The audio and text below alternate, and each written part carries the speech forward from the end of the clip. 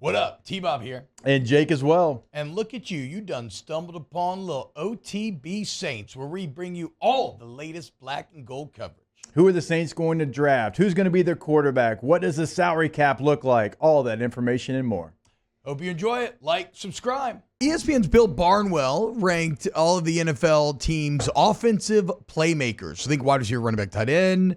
And where did your New Orleans Saints check in? They checked in at 25. And we touched on this first hour, but I want to expound on it here because after I read this, I'm like, okay, let's think about this. Let's just kind of do like a thought exercise here. Think about who the Saints currently have, and then think about whether or not you feel really threatened by that person. Like, does anybody feel dangerous? And then think back to the Saints' golden era. The Breeze Payton highs when they were at their best. Jimmy Graham felt terrifying for opponents. He was overwhelming. He was rim rattling, bringing down goalposts. Reggie Bush felt like a lightning bolt. Could shred you at any time. Always, like when he had the ball to him, he felt sharp. There was an edge to him. Alvin Kamara early on, same deal. Dangerous all over the place. How do you cover him? How do you account for him? He's a harbinger for the new age of running backs.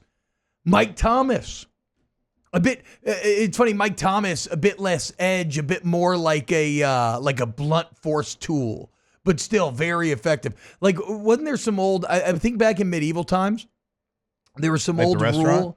No, but hey, don't get me started on medieval times. You don't want to derail this segment that easily. Down. Rednecks going down. I will never go to medieval times and not do a cable guy chant. It is a 1,000% guarantee. If you see me in there, I will be doing the down chant. Yes. Sorry. 1,000% of the time. But the point, I think back in medieval times, there was some weird religious rule where it's like, oh, if you're a priest, you can't use an edged weapon. You have to use like a hammer or like a mace. That was Mike Thomas. Still very dangerous though, right? But just gonna bludgeon you to death with a 1,000 hits to the head. Really? Just bah, bah, bah. Do you have anybody like that now? Who feels dangerous? Do you have a weapon that strikes fear into the heart of your enemies?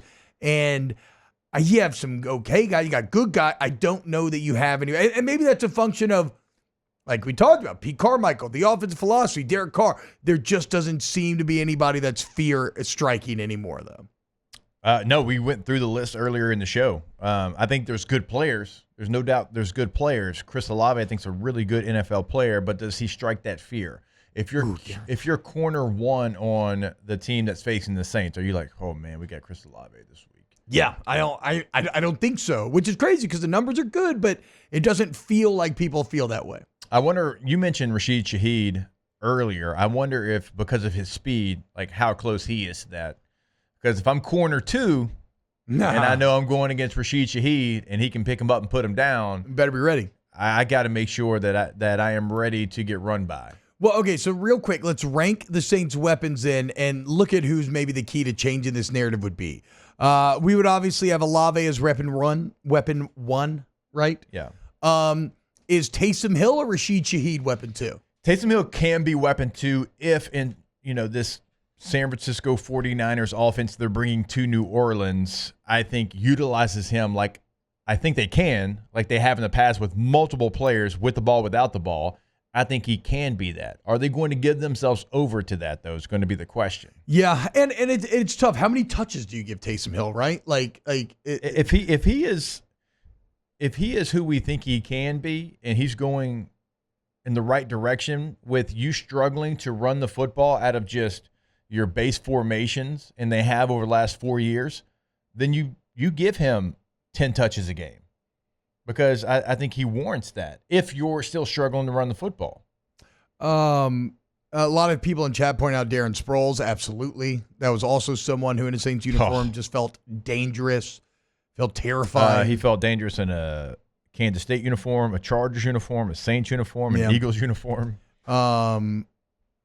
I mean, yeah, getting rid of Sproles in pursuit of what's his name? Who's the old safety? Jairus Byrd.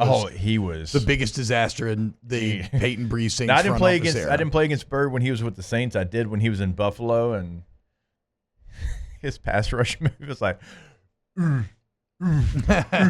like, you slow. So I would say Olave, Hill, Shaheed, then Kamara, then probably like Juwan Johnson, whatever.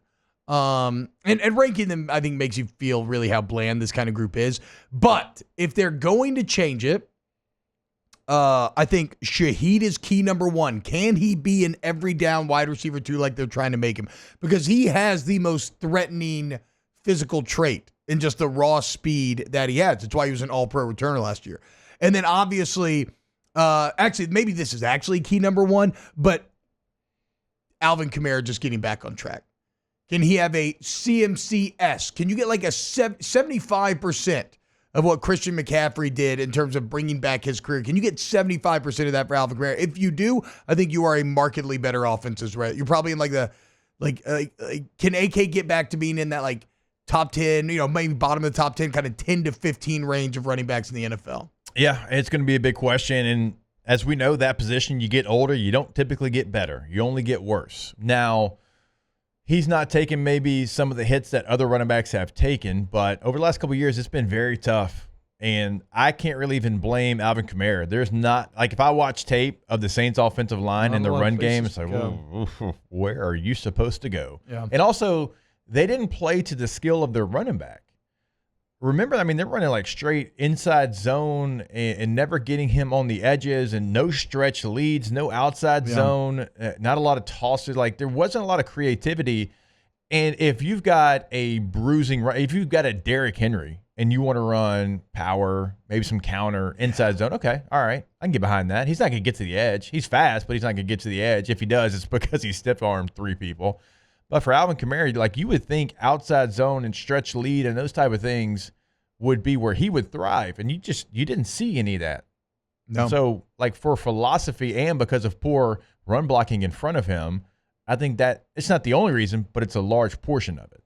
So, again, this is your daily Saints segment where basically we talk about how things aren't that good, but maybe like Clint Kubiak can just make it all work. I mean, I have never had an offseason where there's been so much hope tied into just one coaching change, and not even a head coaching change, just a coordinator change. We'll see. But yeah, the Saints' weapons definitely leaving a bit to be desired. Wow, just amazing black and gold takes right there, Jake. I don't think I've ever heard any takes that are better than the two guys that just gave you that take. And you can keep getting them by going ahead and liking, subscribing, ringing the bell to get notifications when we post. Have a great day. We'll see you on the next OTB Saints.